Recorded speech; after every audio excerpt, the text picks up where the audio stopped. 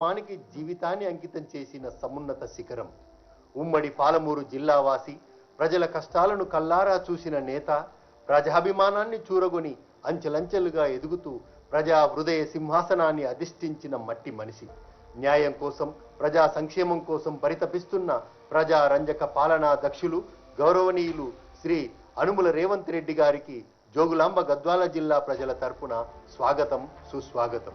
ఉమ్మడి మహబూబ్నగర్ జిల్లాలో చారిత్రక నేపథ్యం, రాజరిక పాలనా ఆనవాళ్లు, అతిపెద్ద స్వతంత్ర సంస్థానంగా వెలుగొందిన రెండు నదుల సంగమ ప్రదేశంలో దోఆబ్గా పిలువబడిన నేటి నడిగడ్డ ప్రాంతం జోగులాంబ గద్వాల. కళ్ళ ముందు కృష్ణా, తుంగభద్ర నదుల గలగలల పరవళ్లు కళ్ళ ముందు కదులుతున్న ఈ ప్రాంత ప్రజలకు కన్నీళ్లే మిగిలాయి. సారవంతమైన సాగు భూములున్న, నీరు లేక, వర్షాలు రాక, నిత్యం కరువు కాటకాలతో తల్లడిల్లే మట్టి బిడ్డలు పొట్టకూటి కోసం వలసలు పోక తప్పలేదు. వీరి వెదలను, గాథలను కల్లారా చూచిన నాయకులు వలసలను నివారించి కరువును దూరం చేయడానికి అప్పటి కాంగ్రెస్ ప్రభుత్వం, దివంగత ముఖ్యమంత్రి గౌరవనీయులు శ్రీ టి అంజయ్య గారు 1981వ సంవత్సరంలో జూరాల ప్రాజెక్టు నిర్మాణానికి 80 కోట్లతో శంకుస్థాపన చేయడం జరిగింది. ఈ ప్రాంత రైతుల త్యాగాలతో ప్రజల ఆకాంక్షలను నెరవేరుస్తూ 1800 కోట్లతో పనులు పూర్తి చేసి 1996లో దివంగత ప్రధాని ఐరన్ లేడీ ఆఫ్ ఇండియాగా చరిత్రకెక్కిన శ్రీమతి ఇందిరాగాంధీ గారిని స్మరించుకుంటూ ఈ ప్రాజెక్టుకు ప్రియదర్శిని జూరాల ప్రాజెక్టుగా నామకరణం చేసి జాతికి అంకితం ఇవ్వడం జరిగింది. ఈ నడిగడ్డలో మొట్టమొదటి సాగునీటి ప్రాజెక్టు పూర్తి నలసోమనాద్రి కుడికాలువ ద్వారా 35,000 ఎకరాలకు జోగులాంబ గద్వాల జిల్లాకు సాగునీటిని, ఎన్టీఆర్ ఎడమ కాలువ ద్వారా 69,000 ఎకరాలకు వనపర్తి, నాగర్ కర్నూలు జిల్లాలకు సాగునీటిని అందించే ఈ ప్రాజెక్టు సామర్థ్యం 11.941 టీఎంసీలతో నిర్మాణమైనప్పటికీ పూడిక పేరుకుపోవడంతో ఈ ప్రాజెక్టు సామర్థ్యం ప్రస్తుతం 9.56 టీఎంసీలకు తగ్గిపోయింది. ఈ ప్రాజెక్టుపై ఆధారపడి ఉమ్మడి మహబూబ్నగర్ జిల్లాలోని నెట్టెంపాడు, భీమా, కోయిల్ సాగర్, కొడంగల్ ఎత్తిపోతల పథకాల ద్వారా 6 లక్షల ఎకరాలకు నీరందించడానికి కేంద్ర బిందువుగా మారిన వరప్రదాయిని ఈ ప్రాజెక్టు. ఉమ్మడి పాలమూరు జిల్లా తాగునీటి అవసరాలను, సాగునీటి అవసరాలను తీర్చడమే గాక ఎగువ మరియు దిగువ జూరాల పవర్ హౌస్ ద్వారా 474 మెగావాట్ల విద్యుత్ ఉత్పత్తి కూడా జరుగుతుంది. జవహర్ నెట్టెంపాడు ఎత్తిపోతల పథకం. జూరాల ప్రాజెక్టు పూర్తి అయినా ఈ ప్రాంత రైతుల గోస, గోడు ఇంతటితో ఆగలేదు.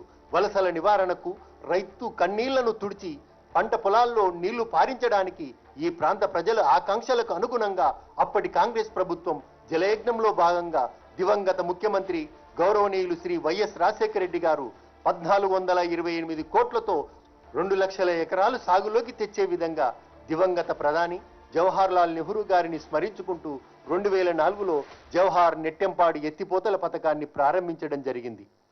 దీనిని జూరాల బ్యాక్ వాటర్ నుంచి 2 దశల్లో నీటిని ఎత్తిపోసే విధంగా మొదటి దశలో 4 పంపులు 750 క్యూసెక్కుల సామర్థ్యంతో 43 మీటర్ల ఎత్తుకు నీటిని ఎత్తిపోయడం జరిగింది. దీని కింద 64,000 ఎకరాల ఆయకట్టు కలదు. రెండవ దశలో 3 పంపులు 600 క్యూసెక్కుల సామర్థ్యంతో 62 మీటర్ల ఎత్తుకు ఎత్తిపోసే విధంగా రూపొందించడం జరిగింది. దీని కింద 36,000 ఆయకట్టు కలదు. నెట్టెంపాడు ఎత్తిపోతల పథకం కింద మొత్తం 2 లక్షల ఎకరాల ఆయకట్టుతో ప్రస్తుతం 1,42,000 ఎకరాలకు నీరు అందుతుంది. దీని కింద ప్రధానంగా ఆన్లైన్ రిజర్వాయర్లు కలవు. గుడెందొడ్డి రిజర్వాయర్ 1.1 టీఎంసీలు, రేలంపాడు రిజర్వాయర్ 4 టీఎంసీలు, ఆఫ్లైన్ రిజర్వాయర్లు మొత్తం 5 కలవు. తాటికుంట రిజర్వాయర్ 1.5 టీఎంసీలు, నాగర్దొడ్డి రిజర్వాయర్ 0.6 టీఎంసీలు, ముచ్చోనిపల్లి 1.6 టీఎంసీలు, చిన్నోనిపల్లి 1.5 టీఎంసీలు, సంగాల రిజర్వాయర్ 0.6 టీఎంసీలు. తాటికుంట, నాగర్దొడ్డి రిజర్వాయర్లు పూర్తయ్యాయి. ముచ్చోనిపల్లి, చిన్నోనిపల్లి, సంగాల రిజర్వాయర్ల సామర్థ్య పనులు పూర్తి కావాల్సి ఉంది. ఈ రిజర్వాయర్ల కింద 3 ముంపు గ్రామాలు ఆలూరు, రేలంపాడు, చిన్నోనిపల్లి కలవు. ఆలూరుకు సంబంధించిన పునరావాస మౌలిక వసతుల కల్పన పూర్తి కావడం జరిగింది. రేలంపాడు, చిన్నోనిపల్లి గ్రామాల పునరావాస పనులు పురోగతిలో ఉన్నాయి. మిగిలిన 58,000 ఎకరాల ఆయకట్టుకు నీరు అందించడానికి పనులు పురోగతిలో ఉన్నాయి. ఈ పనులు పూర్తి చేయడానికి సుమారు 250 కోట్లు అవసరం. గట్టు ఎత్తిపోతల పథకం. నడిగడ్డ ప్రాంతంలోనే అత్యంత వెనుకబడిన ప్రాంతం గట్టు మరియు కేటిదొడ్డి మండల రైతుల సాగునీటి అవసరాలను తీర్చడానికి రూపొందించబడిన ఎత్తిపోతల పథకం గద్వాల సంస్థానాధీశుడు నలసోమనాద్రి గారిని స్మరించుకుంటూ నలసోమనాద్రి గట్టు ఎత్తిపోతల పథకాన్ని 1.3 టీఎంసీ సామర్థ్యంతో 581 కోట్ల అంచనా వ్యయంతో 33,000 ఎకరాల ఆయకట్టు సాగులోకి తీసుకురావడానికి 2022లో ప్రారంభించడం జరిగింది. ఈ పథకంలో భాగంగా 2 పంపులను వినియోగించి రేలంపాడ్ బ్యాక్ వాటర్ నుండి 810 క్యూసెక్కులతో 79 మీటర్ల ఎత్తుకు నీటిని ఎత్తిపోయడానికి ప్రతిపాదించబడి 40% పనులు పూర్తి చేయడం జరిగింది. ఈ పథకం పనుల పరిశీలనకు విచ్చేసిన నీటిపారుదల శాఖ మాత్యులు గౌరవనీయులు శ్రీ ఉత్తమ్ కుమార్ రెడ్డి గారికి స్థానిక శాసనసభ్యులు గౌరవనీయులు శ్రీ బండ్ల కృష్ణమోహన్ రెడ్డి గారు ఈ ప్రాంత ప్రజల కడగండ్లను తుడిచేందుకు దూరదృష్టితో ఇప్పుడున్న రిజర్వాయర్ సామర్థ్యం సరిపోదని 33,000 ఎకరాలకు అనుగుణంగా సామర్థ్యాన్ని 3 టీఎంసీలకు పెంచాలని ప్రతిపాదించడం జరిగింది. దీనికి ప్రభుత్వం సానుకూలంగా స్పందించి తగిన అనుమతులు అందజేసే ప్రక్రియ తుది దశకు చేరుకున్నాయి.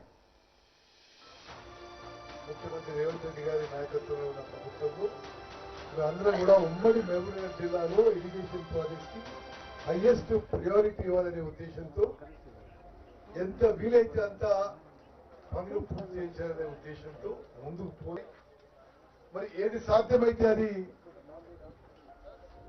మరి వేగవంతం చేయడం, పనులు నడుస్తుంటే వేగవంతం చేయడం,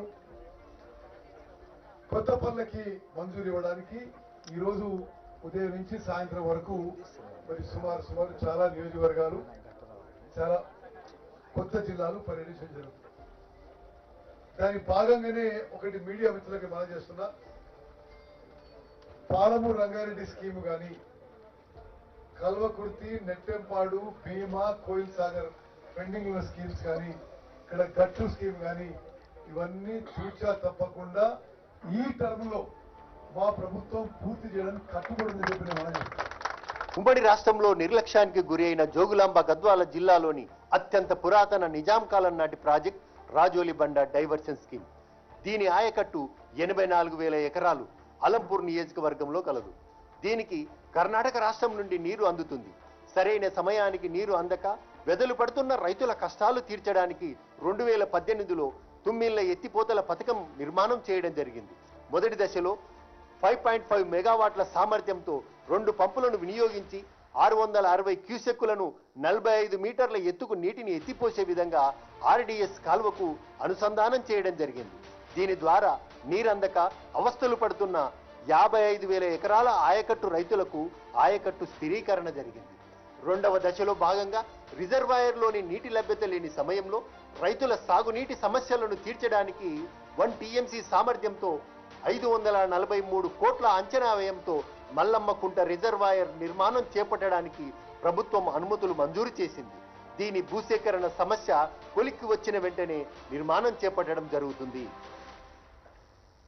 ప్రస్తుత సమస్యలు, పరిష్కార మార్గాలు.